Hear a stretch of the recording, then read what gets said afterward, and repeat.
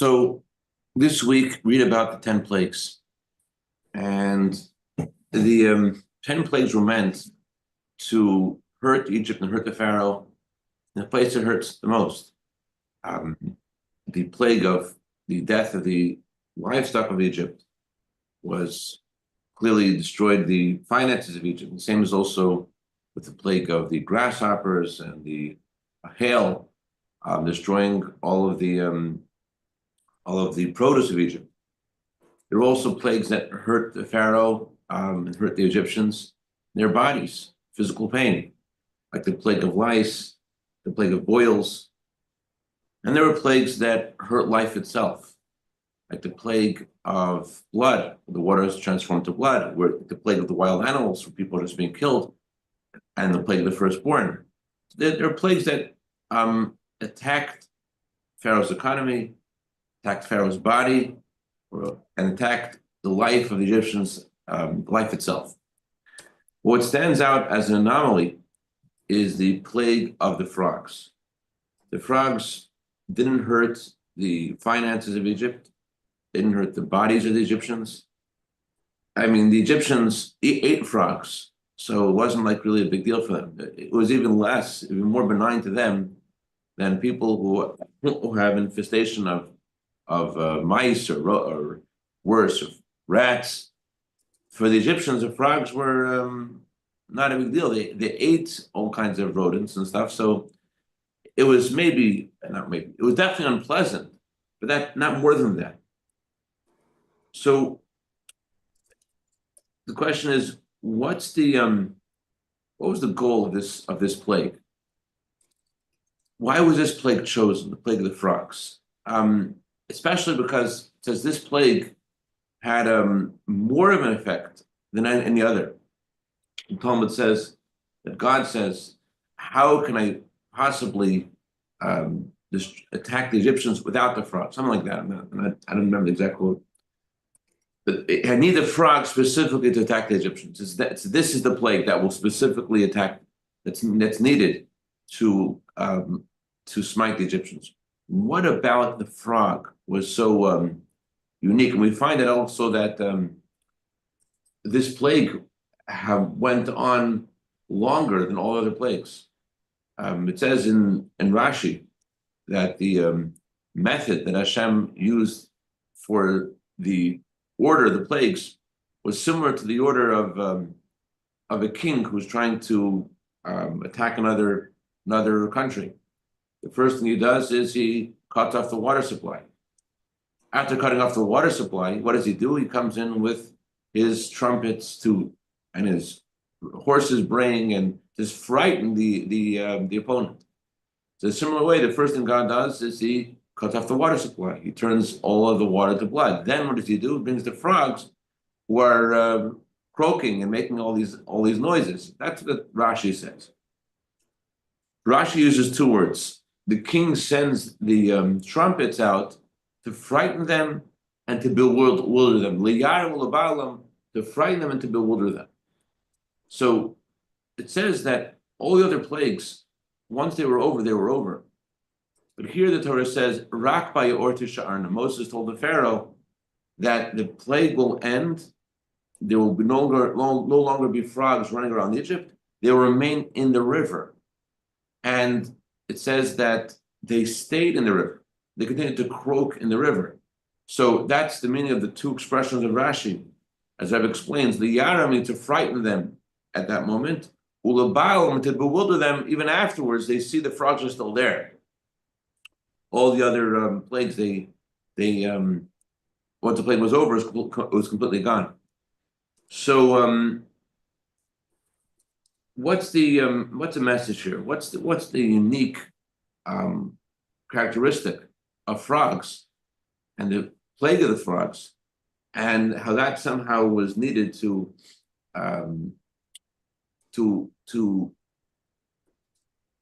change the Egyptians? As the Torah says that the goal of the plagues was in order that the Egyptians should know that I am God. How does the plague specifically of frogs accomplish this of all other animals in the world? Why is this chosen? Imagine the plague of rats, plague of mice. That would resonate. What's the thing over here with the frogs? So there is atheism and there is apathy. Let's take the King Sancherib, for example.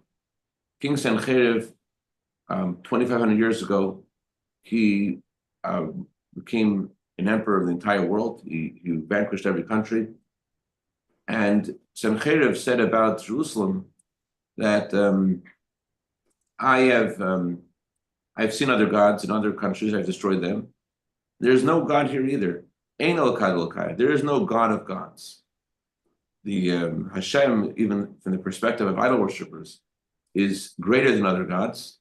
He's the God of gods. That's how some idol worshippers refer to Hashem as the God of all gods. But Sancherib says, Ein Elokad Elokad. There is no God of gods. I don't believe in it. Compare that to Paro, the Pharaoh. Paro didn't say there is no God of gods. Paro said, I made myself and I made the river. So let's say it this way. An atheist is a very religious person, just a different kind of religion. His religion is that I don't believe. He's against. It's not, Eli Wiesel put it this way. The opposite of hatred, the opposite of love is not hatred. The opposite of love is apathy. In a similar way, the opposite of faith is not hatred. The opposite of faith is apathy.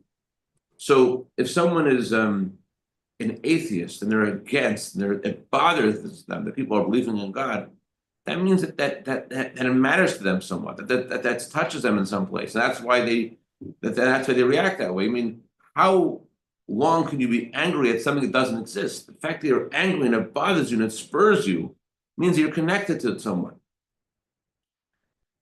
But apathy is doesn't matter to me. That's what the Pharaoh said. Pharaoh said, I made myself and I made the river.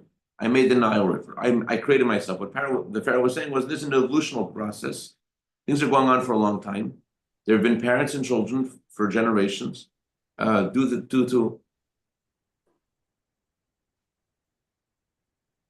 to evolution, there has been change in the world on, and new generation comes, generation goes. And my parents happened to decide to give birth to another child, and that's why I'm here. But there is no God. There's no one else. It's just part of the way the world runs that I was born.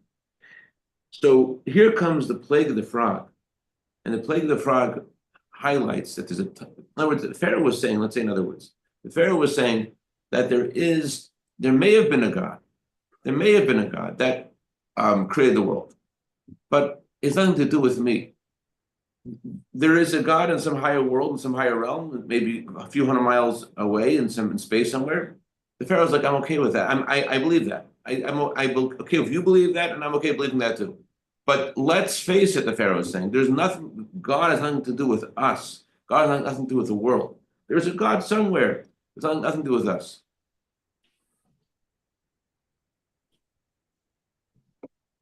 This Jew looking for a school for his child, and there was a Christian school that was a little cheaper than the Jewish school. So he sends his kid to this Christian school. The kid comes home in second grade and starts asking his questions. Starts asking his dad all kinds of questions about JC, and his father says, "My dear son, there is one God, and we don't believe in him." Yeah, there's one God, we don't believe in him. There's the connection there, right? There's an atheist has a connection to God. He is about he identifies with his criticism of those who do believe in God. That's part of who he is. That's his identity. There's a connection there. The Pharaoh on the other end is saying, no, I could accept that. But the Pharaoh, when Moses came to the Pharaoh and he says to the Pharaoh to release the Jewish people, that's it. That's it. You will get this joke, maybe Naftali. I'm not familiar with politics, but I heard the joke that this guy from Belarus and Russia and Ukraine, they all sat down on this chair, and there was a needle in the chair. So the Russian guy gets up and he curses and he kicks the chair, The Ukrainian gets up and he curses and kicks the chair. The guy from Belarus, he gets up and he sits back down. This is the way it's supposed to be. What am I supposed to do? Makes sense, okay. I'm not into politics, but I guess it makes sense. So, anyways, Chaim, this is the difference between heresy, between denying God, and apathy. So the issue in Egypt was apathy, and therefore God took this tiny little creature, and when this tiny little creature is obeying the will of God, that gave a very strong message to the Pharaoh. That sort of was a slap in the face to the Pharaoh. Here, the Pharaoh is thinking that there is no involvement with God in the world. The tiniest creature, the tiniest inconsequential creature, and this creature is obeying the will of God. That's the simple idea, but it goes deeper than that. Most creatures in the world have some kind of identity. They have an identity. Let's say a cow. A cow provides milk. A cow does something. A goat. They contribute to society. Or let's say conversely, a snake or a scorpion. They don't contribute, but they have an identity. They're agents of God to do something that is not positive. As it says in the Talmud, is not the snake that kills, it is sin that kills. So we can understand that a snake is an agent of God to do something that we don't want, to do something negative. We can understand that a cow is an agent of God. But what about a frog? A frog, it seems to be something which has nothing to do with in other words, it has nothing to say towards or against faith in Hashem. It seems irrelevant to the question. And because it's irrelevant, so it's a kind of creature that makes the Pharaoh say it must be that there is no God, because if there was a God, why would he do this? If there was a God, why would he make a frog? Frogs don't do anything. I can understand why God would make a snake. I can understand why God would make a scorpion. I can understand why God would make a cow. I can understand why God would make a goat, but why would he make a frog? That's Pharaoh's perspective, is that seeing things in the world that don't seem to contribute anything to the world, that highlights that God has nothing to do with creation. The fact that we see things in the world that are relevant to our lives in a good way, or even the opposite, tells us that Hashem is involved in our lives. When you make there was a parade. I don't know if you relate to this, but there's a Jew named Loser Reitschik. He has a great sense of humor. Chaim. He said when it rained during the Labor Day parade in New York, he lost his faith in God. That wasn't the God he knows. But then it rained a lot, Ba'omer parade. He said, now that restored my faith. Okay, fine. You have to be there. The point is that when something happens that questions our faith, okay, when something happens that reinforces our faith, okay, but something happens that seems to be so irrelevant to the plan of creation, the goal of creation that Mashiach should come, right? So something happens like God forbid, on October 7th, like a Holocaust. So makes you turn into Hashem to why are you doing this? Something happens that is like hostages are discovered, they're free, makes you say, Baruch Hashem, the hostages are free. It makes you feel Hashem is helping us. Well, something happens like you start looking at your fingers, you're looking at why are my fingerprints different than your fingerprints? It doesn't seem to have a purpose. And that's where the plague of the frogs came in. Hashem took a creature which seems to have completely inconsequential to the world, nothing to contribute, nothing to destroy. And God revealed in the frog that he's using the frog, that the frog is also an agent of God. It's not disassociated. And this gave a strong message to the Pharaoh, to slap in the face of the Pharaoh, that even those things you think have nothing to do, no, they're part of God's plan. Yeah. So the second plague, blood, frogs. So all of a sudden the Pharaoh realized that God is not some infinite being in some other world, but he's relevant in the physical world as well. The Pharaoh believed it's possible, and you want to believe it? No problem, but it has nothing to do with us. That's what the Pharaoh believed. And came the plague of the frog and said, no, that God is involved in the world. God's involved in all the details of creation. It took his whole belief system and it made it crash down like a deck of cards. They did this experiment. It's interesting. Emblematic of this discussion is this experiment they did 150 years ago in Germany. You heard of the frog experiment, Rav Zev? Frog experiment. They took this frog, and they put this frog into warm water. Every 15 minutes, they increased the temperature a little 1 degree, and the frog eventually boiled and died. It stayed in the water, got used to it. In a similar way, this experiment became an example of dictators, how dictators work. Dictators often how did Syria get people used to, like, we're going to kill 1,000 people today? How did that happen? It was degrees of atrocities that increased over time. That's how dictators are successful in getting their people to go behind them, because it happens gradually, slowly. So the people feel, oh yeah, that Hitler and Shimon, all these other Stalin, this gradual change that they make makes them believe that they're the way to go. But this is the irony, that today with science we actually can see we don't need a plague of frogs to tell us that frogs have something to contribute. Frog cells are used in medical experiments today to help someone who was, God forbid, in a hand or foot amputated. They use frog cells to be able to regenerate the cells in the body. So science is discovering the value of the frog today. We don't need any plague, and the same is also of all God creatures.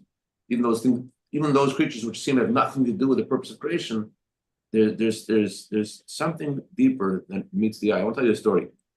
The story is like this. There was a Jew in Cholon, the Rebbe's emissary in Cholon. His name is Rabbi Shmuel Raskin. There's a guy in his community named David Sayers. David Sayers' parents were very successful textile merchants, and they moved to Indonesia. Indonesia is the most populous Muslim country in the world, and they lived in Bali, one of those places that Zev goes on vacation to. No one else is like everything thought of. Anyways, they go to Bali together with their daughter Hannah, and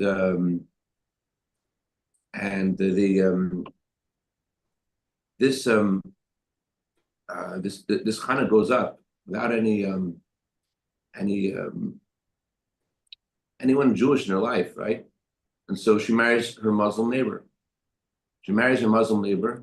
And she has 3 children. The oldest child is David.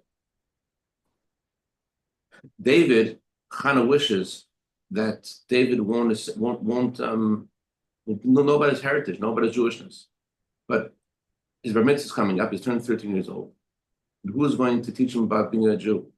She did enroll him in a Christian school. There's a Christian school in Indonesia, because she wanted him to at least know she's different than everybody else. So she enrolled him in a Christian school. Okay, but how is he going to learn to be a Jew? She can't ask her husband to teach their son about the Haftorah, right? So David's growing up, and she wanted to have a bar mitzvah. True story, crazy story. It's a mind-boggling story. There's one shul in Indonesia. It's closed the whole year. They open it once a year. They don't have a daily minyan, 4 times a day in Indonesia. There's one building that's a little bit like hidden as that it's a shul, has a Star of David on it. And she goes to the shul. She unlocks the door. She goes in the shul. She sits down at the table over there and cries out to God. The table she's sitting at, she sees there's some flyer with a picture of the Rebbe. And she looks at the Rebbe's picture, and she says, "You send emissaries around the world to care for all the Jewish people. You're, Rebbe is the Moses of our time. I want my son to have a mitzvah. Please help my son." Craziest thing. She's in this show, and she's crying out to the Rebbe and asking the Rebbe to help her. And as she is finishes her conversation with the Rebbe's picture, and Tzaddikim Talmud says Tzaddikim have a similarity to the Creator. So listen to what happens. She walks out of the shul, and she closes the door. And in the entrance of the shul is a guy named David Skirter. David Skirter is a Chabad guy, Chabad businessman, and he is a businessman. He deals in diamonds. Doesn't go to Liberia. Anyway, so he deals in diamonds. He's from London, and the Rebbe told him, wherever you go, you should take interest in the Jewish community there. So he didn't know where to go in Indonesia. He figured he should go to the shul. He comes to the shul. Who does he see walking out of the shul? He sees this lady Khan. He sees Khan, and she tells him what's going on. And he says, "I'm going to take your son with me to London." He takes your son to London, and there in London, you got a Jewish education. You learn to have how to be a Jew, and he had his bar mitzvah in Bangkok. And today, this David is a Baruch Hashem. He is a married man, Jewish man, religious man, and it makes you realize that everything in the world, every person in the world, nothing is random. Everything is by divine providence. Nothing that's happened by itself. Even though you think my situation is different, this is so it's no way. There's no way. I mean, in Indonesia here, who's going to teach my son for Mary Mitzvah? That's our story. Our story is only one story. Our story is every detail of our lives is divine providence. We got to be aware of this and realize that Hashem is guiding the world through Mashiach. Thank God Hashem sent the world tzaddikim like the Rebbe to be the shepherd of the Jewish people, and through the Rebbe's emissaries, there's thousands of Jews being helped around the world. But beyond that, I'm going to say that every detail of our lives there's a meaning, even though we don't know all the time what the meaning is. We never know, and we may never know. We have to realize we're in good hands, and we're heading towards redemption. Just like God smote, He sent the plague of frogs to make the Egyptians realize that there's a God. So too, the Torah wants us to read the story to realize that Hashem is guiding us towards Mashiach, and that this is where we are. We're in Hashem's hands, and there's a plan. And the whole world is created for this goal, and we're on the road. L'chaim, l'chaim. L'chaim. Any questions or comments? Oh, good. Great Chaim Peretz, good